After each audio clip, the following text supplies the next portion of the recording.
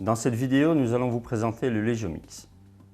Le Legiomix est un mitigeur prévu d'une régulation électronique pour les installations sanitaires, permettant une désinfection thermique automatique.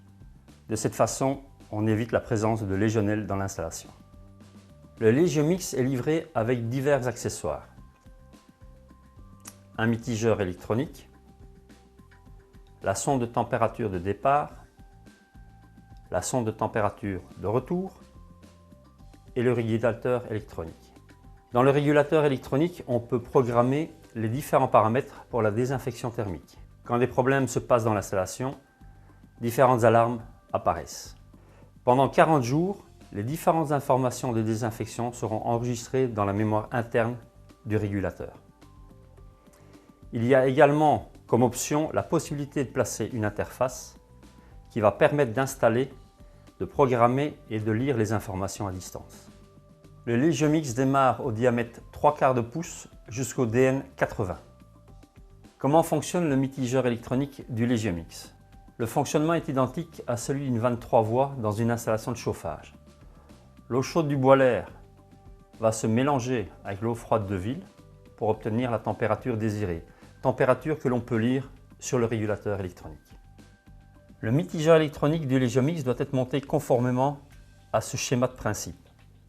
Le raccordement côté chaud du mitigeur électronique se fait sur la sortie eau chaude du boiler. Le raccordement côté froid du mitigeur électronique se fait sur l'alimentation d'eau de ville. Le raccordement côté mitigé est prévu pour les différents points de puisage. Les diamètres d'alimentation d'eau chaude, d'eau froide et d'eau mitigée doivent être du même diamètre que le mitigeur électronique choisi. Comment faire le montage de la boucle de circulation? La pompe de circulation, la sonde de température de retour, le raccordement vers le boiler et la dérivation sur l'eau froide sanitaire. Attention, la pompe de circulation doit assurer le débit minimum du mitigeur électronique. Les débits minimums de chaque mitigeur se retrouvent dans les fiches techniques. Le diamètre du retour peut être au maximum une mesure inférieure au diamètre du mitigeur électronique choisi. Mais si cela est possible, ce sera toujours mieux d'avoir les mêmes diamètres. Attention au placement des clapets anti-retour. L'emplacement de ces anti-retours est important pour un fonctionnement stabilisé de l'installation. Comment raccorder électriquement le régulateur électronique? Les ports 9 et 10 sont prévus pour l'alimentation en 220 volts. Le port 11 est prévu pour le câble de terre. Les ports 13, 14 et 15 sont prévus pour le raccordement du moteur du mitigeur. Le câble du port 13 est prévu pour l'ouverture du moteur. Le 14 est le commun et le port 15 est le câble pour la fermeture du moteur. En bas, vous avez la possibilité de connecter 4 relais. Sur les connexions 1 et 2, ils reçoivent une impulsion durant la désinfection. Vous pouvez éventuellement raccorder une pompe de circulation entre la chaudière et le boiler pour permettre une désinfection haute température de ce boiler. Sur les connexions 3 et 4, on peut raccorder une alarme qui préviendra les éventuels responsables. Sur les connexions 5 et 6, vous pouvez raccorder un deuxième thermostat. Les connexions 7 et 8 reçoivent une impulsion après la désinfection. Sur ces connexions, vous avez la possibilité de connecter des vannes de purge montées sur l'eau froide ou l'eau chaude pour éviter une stagnation de l'eau dans l'installation. Sur les ports 19-20, nous raccorderons la sonde de température de départ. Sur les ports 20 et 21, nous raccorderons la sonde de température du retour. Ce contact sera connecté à cet emplacement. L'alimentation de la batterie de secours se fait en plaçant ce contact sur la position ON. En cas de coupure électrique, cette batterie permet de sauvegarder les différents réglages pendant 15 jours. Activez également ce contact pour permettre le choc thermique. Une fois le régulateur raccordé, refermé et l'alimentation électrique, vous verrez ceci. La première chose à faire est de régler la date et l'heure. La programmation se fait à l'aide des boutons orange. On va sélectionner le jour à l'aide des boutons orange. Une fois que c'est fait, vous validez avec le bouton OK.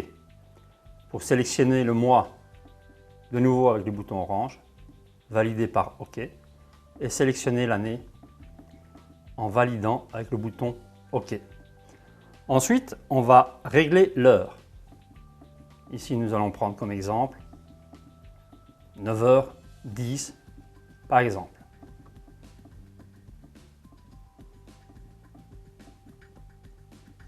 Une fois ces paramètres faits, vous poussez 2 fois sur le bouton Menu et vous allez sélectionner la langue en validant avec OK. Les boutons orange nous amènent devant le français et nous validons avec le bouton OK. À l'aide des boutons orange, nous allons descendre sur le réglage et sélectionner avec le bouton OK. Le premier paramètre est le numéro de Legiomix. On a la possibilité de raccorder 255 Legiomix dans un système. S'il n'y a qu'un seul Legiomix, toujours donner le numéro 1. Le paramètre suivant est la température maximale prévue dans l'installation. Pour changer, poussez d'abord sur OK et à l'aide des flèches orange, affichez la température souhaitée. Et dans cet exemple, nous allons sélectionner 80 degrés.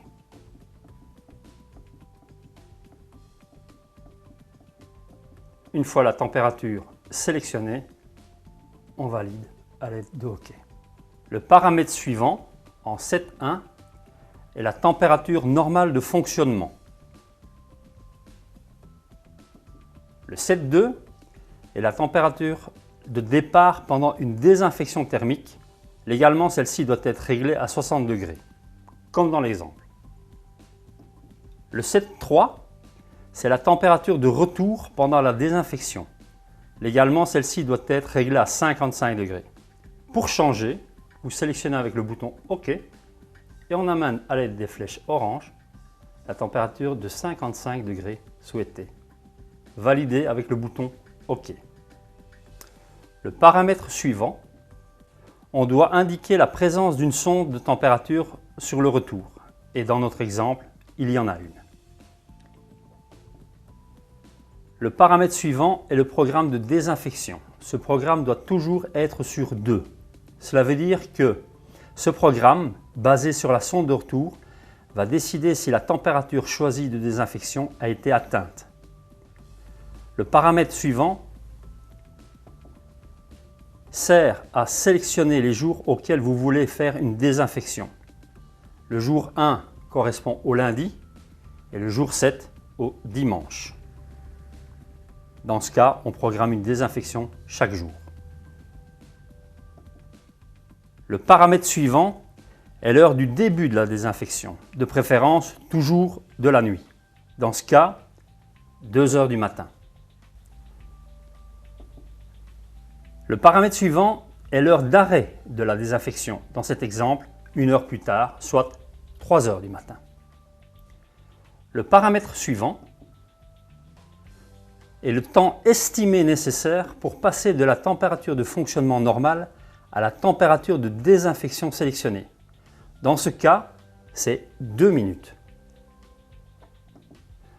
Le paramètre suivant est le temps pendant lequel la sonde de retour analysera une température de retour supérieure à la température sélectionnée, en 7.3, dans ce cas 55 degrés. Pendant la désinfection, ici pendant 30 minutes, la température de retour doit être plus haute que les 55 degrés sélectionnés du T3 pour obtenir une bonne désinfection. Le paramètre suivant, le T-flux, permet de programmer le nombre de secondes pendant lesquelles les connexions des relais 7 et 8 seront activées après la désinfection thermique. Normalement, on prévoit 2 minutes, ce qui nous donne ici 120 secondes.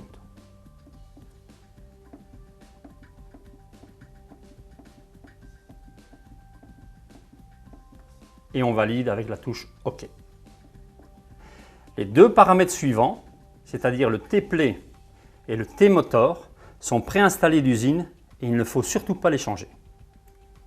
Le dernier paramètre est l'anti-cloque. La fonction anti-cloque sert à protéger le mitigeur électronique de la formation de calcaire. Cette fonction est également paramétrée d'usine et ne doit pas être modifiée. On revient sur le menu principal en poussant sur le bouton Menu et de ce fait, le régulateur électronique est maintenant programmé. Pour consulter l'historique, nous utilisons le bouton orange jusqu'aux archives des températures. Et on valide avec le bouton OK. Vous sélectionnez la date souhaitée et vous validez avec OK. Vous trouvez alors les températures contrôlées, moyennes, et vous pouvez savoir s'il y a une désinfection et si celle-ci a été efficace ou pas. En cas de coupure électrique, la batterie interne du régulateur électronique assurera le bon fonctionnement de celui-ci et gardera les paramètres de sélection durant une durée de 15 jours. Ne pas oublier pour ce faire d'actionner le petit bouton sur ON à l'intérieur lors du branchement électrique. Si un des problèmes suivants apparaît pendant le fonctionnement de l'appareil, une alarme sera automatiquement générée sur le display du régulateur électronique.